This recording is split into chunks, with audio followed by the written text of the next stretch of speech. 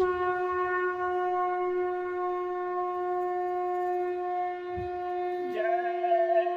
गुरुदेव। जय गुरुदेव।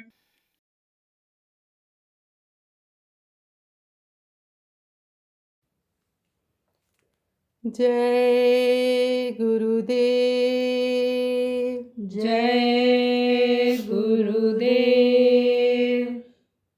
चला हो सखी गुरु दर्शन करी आई। चला हो सखी गुरु दर्शन करी आई। चला हो सखी गुरु दर्शन करी आई। चला हो सखी गुरु दर्शन करी आई। गुरु के संग साधु बहु आए। गुरु के संग साधु बहु आए। जो करे नाम कमाई। चला हो सखी गुरु दर्शन करी आई। जो करे नाम कमाई। चला हो सखी गुरु दर्शन करी आई। संत दरस सब पाप नशाए। संत दर्श सब पाप नशाए। जन्म सुफल होई जाई। चला हो सखी गुरु दर्शन करी आई। जन्म सुफल होई जाई। चला हो सखी गुरु दर्शन करी आई। ले फल फूल कोई दधि गोरस ले फल फूल कोई दधि गोरस। कोई जल अन्न मिठाई। चला हो सखी गुरु दर्शन करी आई। कोई जल अन्न मिठाई।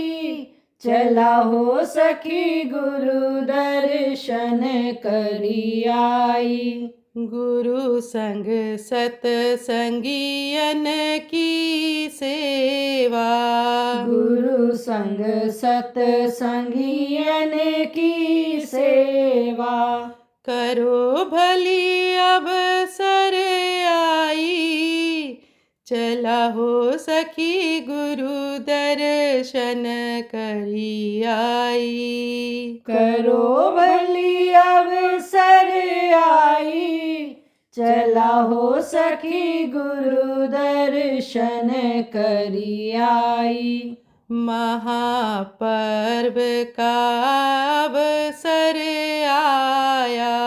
महापर्व का अवसर आया। सतसंग गंग नहाई।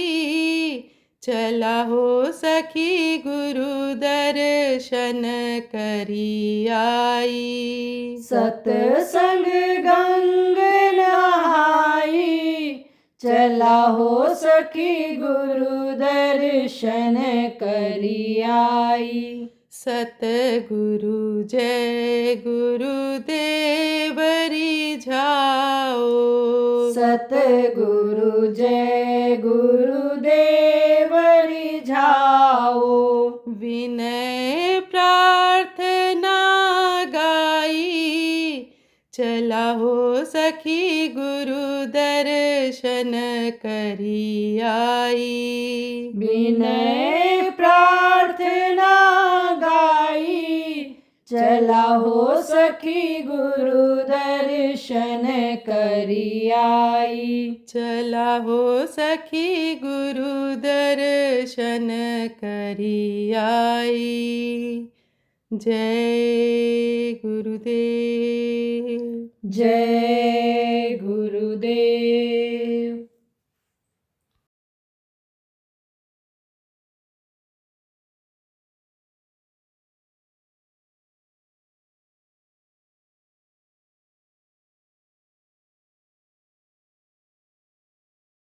परमात्मा तो यहाँ मनुष्य शरीर में है, और मनुष्य शरीर में जो रहता है उसी को इन बाहरी आंखों से आप देख सकते हो, लेकिन ये उसकी अंश है।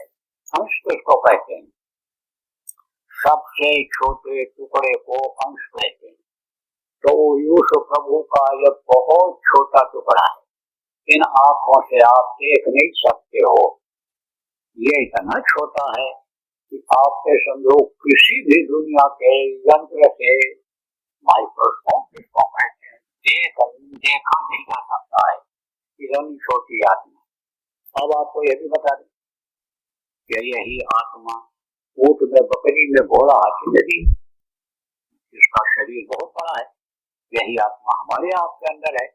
और यही जिन कीड़ों को इन आंखों से नहीं देखा जा सकता है, उन कीड़ों में भी यही आत्मा है। अब सोचो कितनी छोटी हो, निरंकार है, देखने में छोटा लगे, भाव करें गंभीर, ताकत बहुत है। देखो लोहा 2 किलो रख लो, और सोना आप 100 ग्राम भी नहीं, 50 ग्राम रख लो, तो भी लोहे से बहुत ज्यादा कीमत हो। और 2 किलो सोना रख लो और हीरा का बहुत छोटा टुकड़ा हो, तो उससे ज्यादा कीमत दे जाएगा आपका। ऐसे ही समझ लो, प्रभु की अंश ये जीवात्मा है।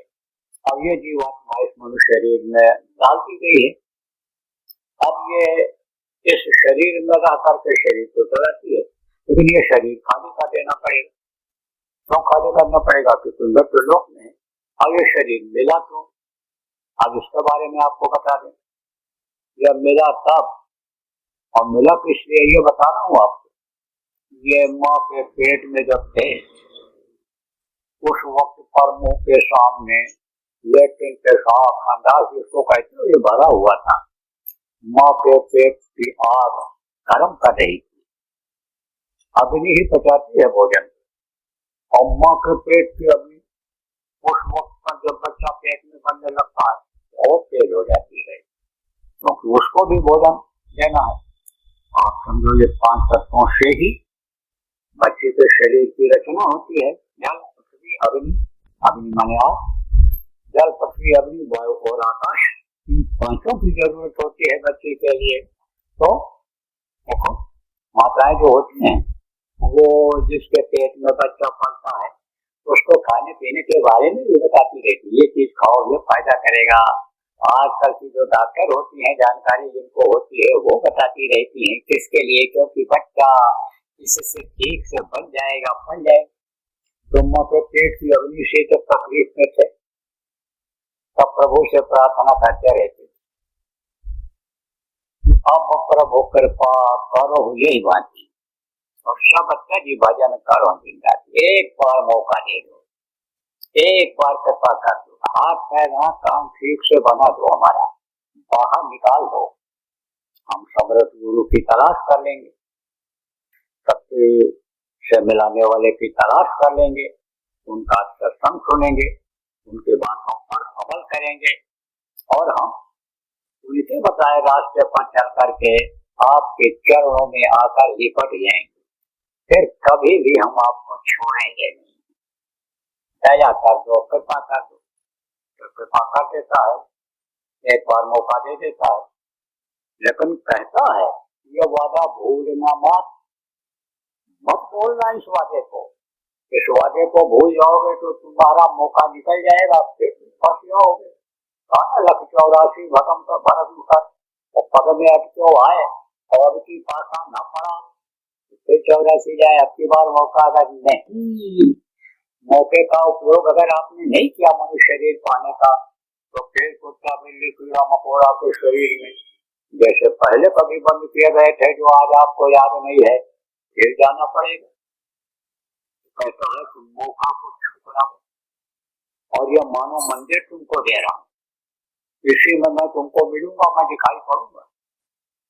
जैसे बनते समय वो उसकी झलक आ जाती थी, आवाज सुनाई पड़ जाता था, बात हो जाती थी, माँ के पेट में जैसे जब थे तब सुनाई पड़ जाती थी।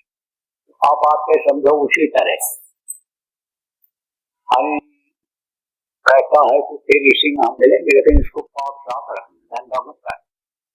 अब आप कहोगे दोनों टाइम में आता हूँ, मैं काम करता रहता हूँ, तो जैसे मैंने बताया, एक गंदगी बाहर की होती है तो एक अंदर की होती है।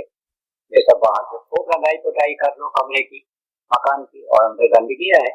जैसे गाड़ी को खूब साफ कर दो, बाहर से सब लगा दो, क्रीम पाउडर जो लगता है गाड़ी का, समझो उसको साफ करके चिकना करके लगाते हैं, और अंदर धूल गंदगी भरी है तो अंदर की गंदगी रहेगी। तो ऐसे ही गंदगी अंदर में मत करें। और ये गंदगी कैसे आती है? यही जो बुरे कर्म होते हैं उनसे गंदगी आती है। ये जो खान पान गलत हो जाता है उससे गंदगी आती है। तो वो कहता तो है कि आग पैर आग कान से तुम्हारा बन जाएगा। अब वो आशीर्वाद तुम्हारे लिए हो गया, क्योंकि तुम बार बार रख लगाए रहते हो, मौका दे दो मौका दे दो मौका दे दो। तो मौका वो दे देता है, तैयार कर देता है।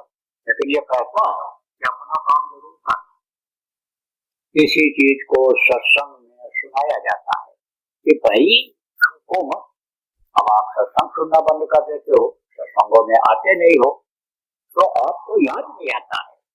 जानते हुए भी आपको याद नहीं आता है। तो देखो, बच्चे को जैसे रोज सुबह बैठाया जाता है पढ़ाने के लिए, गिनती गिनवाया जाता है कि भूल न जाए, और अगर 2-4 दिन 10 दिन न पढ़ाओगे भूल जाएगा।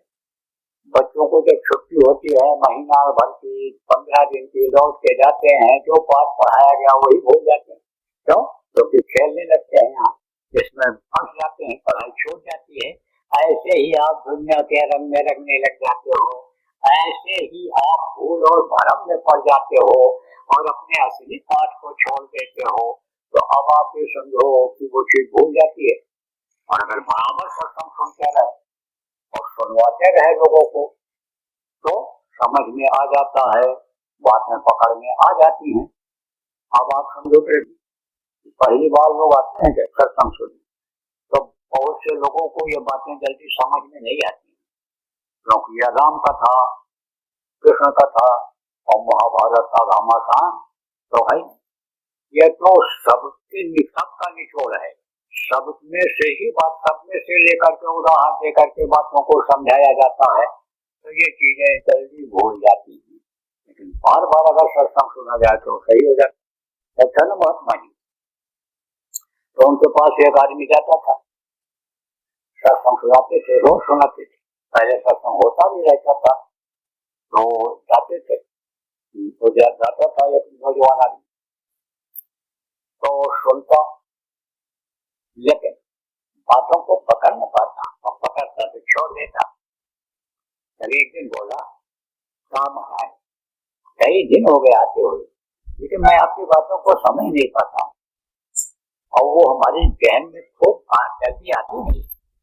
बोले, बच्चा आता रहेगा तो समझ में आ जाएगा। बोलो महाराज, विश्वास नहीं हो रहा है। तो बोले अच्छा, और एक दिया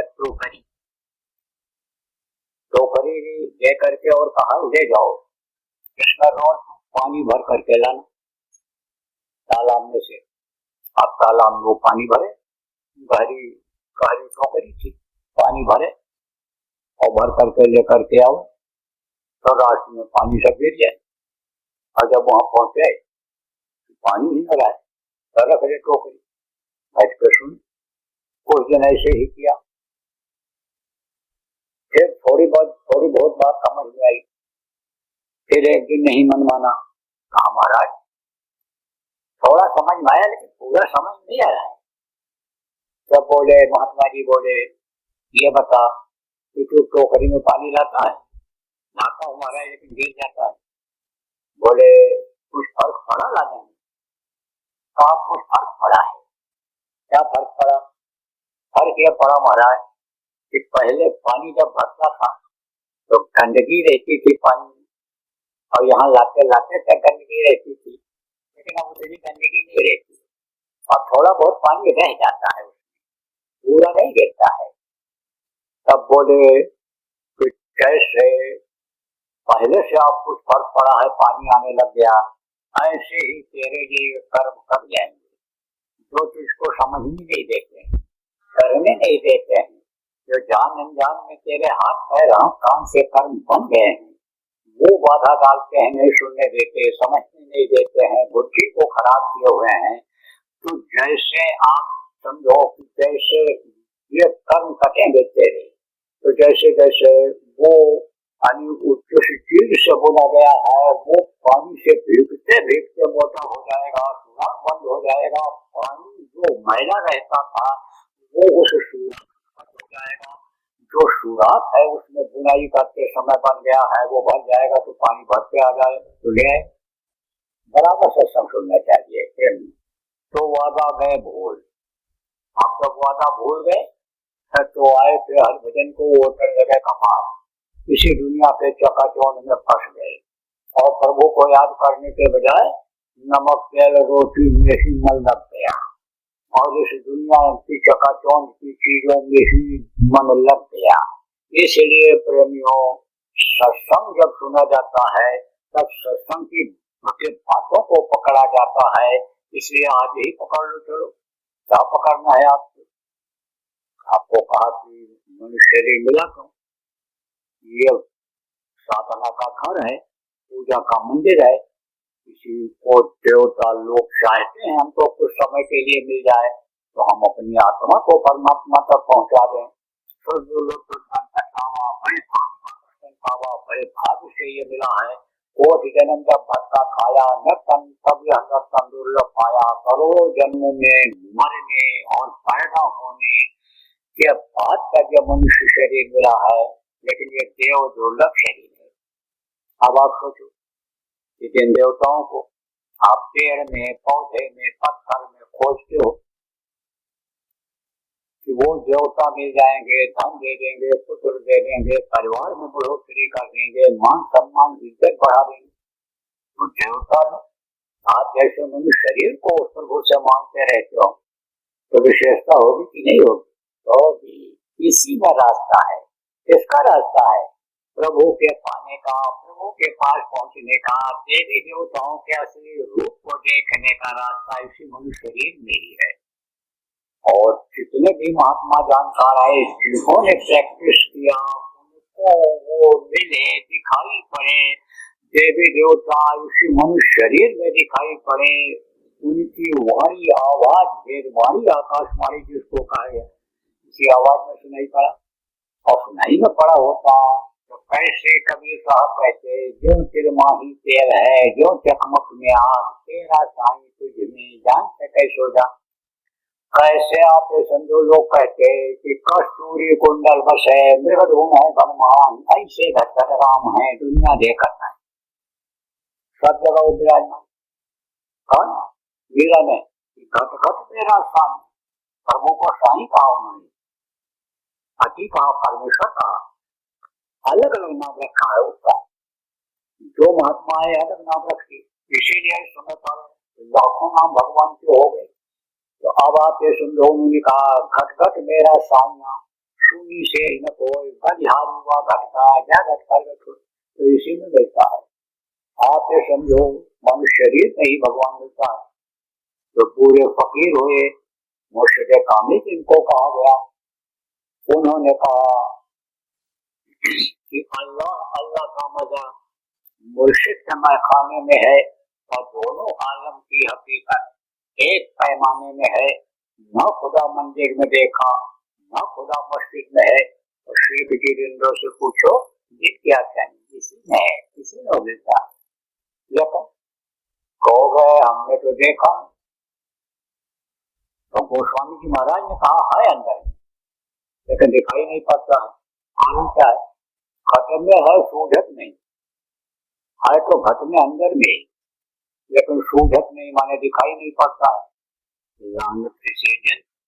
और स्वामी या संसार को भयो मोतियाबिंद, मोतियाबिंद किसको कहते हैं?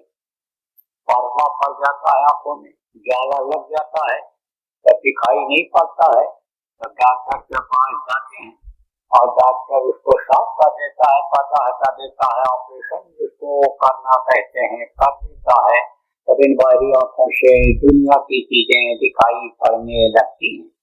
ऐसे ही प्रेमियों, इस शरीर के अंदर जो जीवात्मा बैठी हुई है, इन दोनों आंखों के बीच से दिखाई पड़ती है। एक आंख उसमें भी है और उसके ऊपर भी कटे भी आ गई, मोतियाबिंद सुमेलो हो गया, किसका हो गया?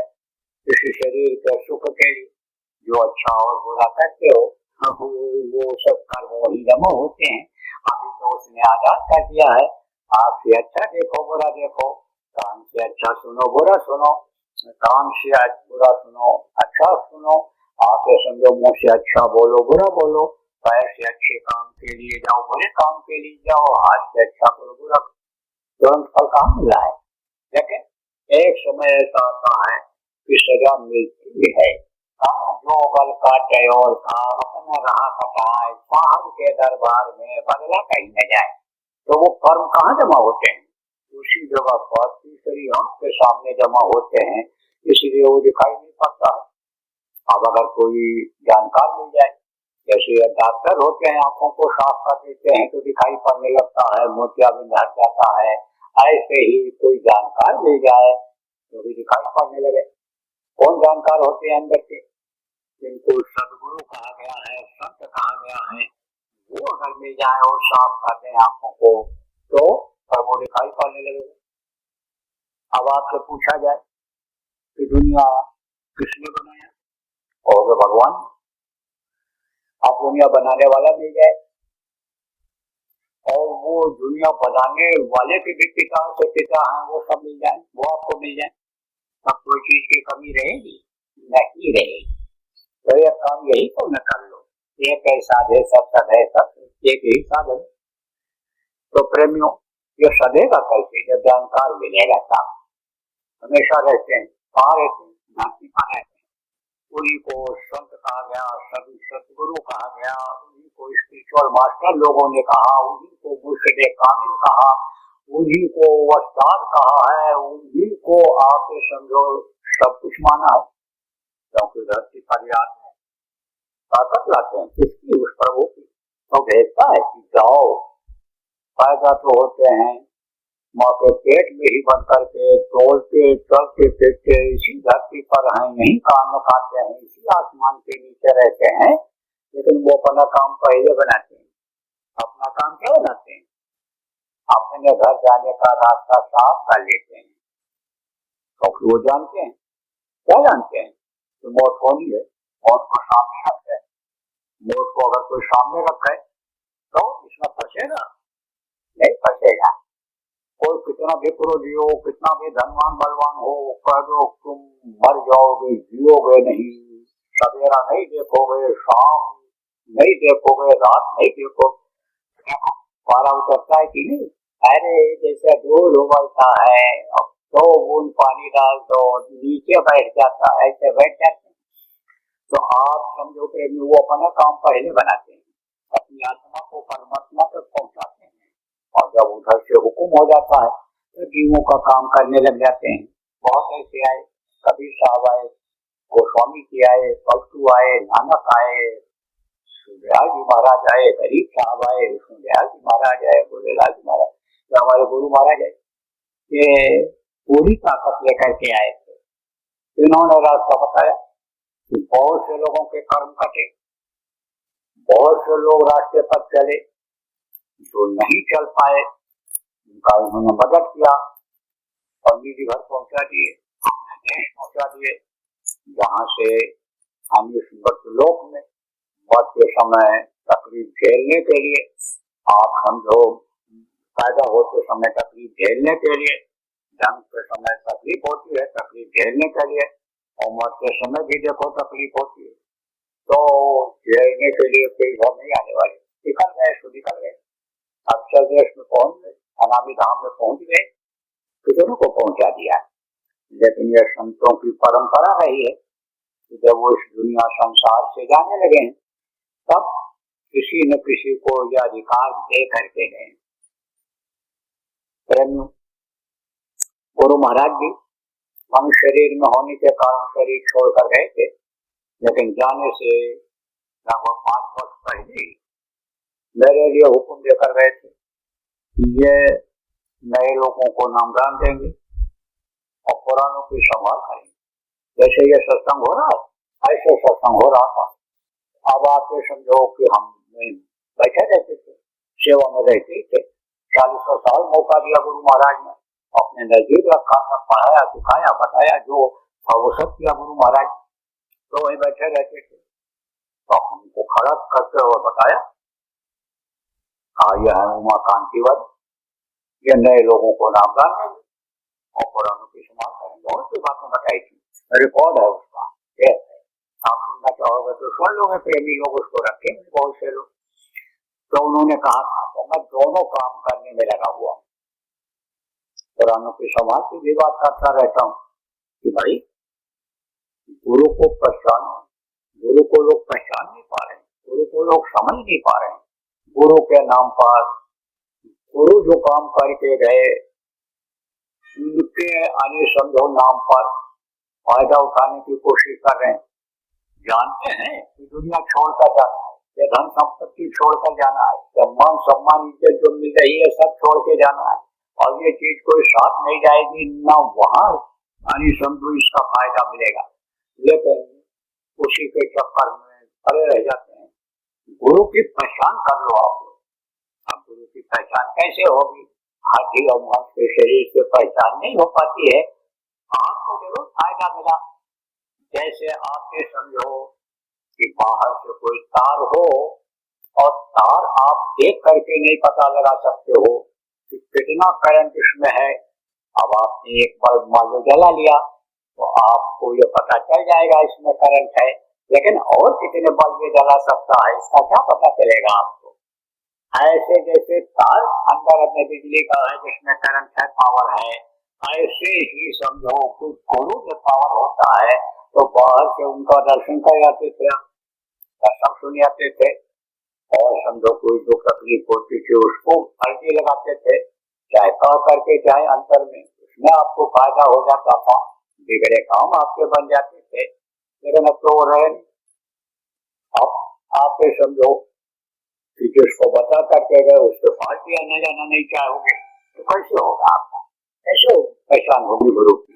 लेकिन कोई कहीं भी ना आते जाए, और जो गुरु महाराज कह करके गए सुमिरन ध्यान भजन करने, जिसके लिए कहा गया 5 नाम का सुमिरन करें, संत कहा तो बहुत करें, वो नाम यानी अगर आप जपने लग जाओ, सुमिरन करने लग जाओ, ध्यान करने लग जाओ, मन को रोक कर भजन करने लग जाओ, तो गुरु जो शब्द रूप में इस समय पर आपके अंशन है वो आपको अंदर में दर्शन देंगे।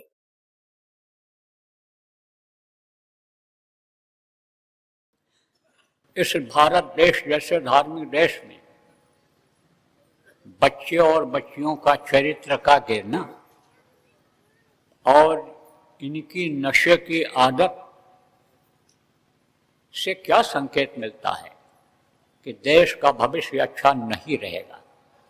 देखो, इस वक्त पर किसी का बच्चा कब बिगड़ जाए, कब नशेबाज हो जाए, कब बच्चा बच्ची चरित्रहीन हो जाए, कुछ नहीं कहा जा सकता है, क्योंकि ये जाल बढ़ता हुआ चला जा रहा है। भारतीय संस्कृति को ही लोग खत्म कर देने में लगे हुए हैं, और जो लोग इसको बचाने में लगे हैं उन्हीं के बच्चे, वही लोग इसमें इन्वॉल्व हैं। तो आप ये सोचो कि क्या होगा इनका बच्चों का। इसलिए आप समझो कि अब अपने स्तर से शुरू करो, लड़का हो चाहे लड़की हो, उसका ध्यान रखो, उसको समझाओ बताओ, न समझ में आता हो सत्संगों में लाओ, साप्ताहिक सत्संगों में ले जाओ, प्रचार प्रसार में ले जाओ, जैसा साथ पड़ेगा उसी हिसाब से उसमें परिवर्तन आएगा। जय गुरुदेव। सरकारी व गैर सरकारी अनुदान के लिए बिना सत्संगियों के सहयोग द्वारा जनहित के कार्यों में लगी हुई बाबा जय गुरुदेव धर्म विकास संस्था का मुख्यालय पिंगलेश्वर रेलवे स्टेशन के सामने मक्सी रोड, उज्जैन, मध्य प्रदेश में है। यहाँ पर सत्संग व नामदान का कार्यक्रम होता रहता है।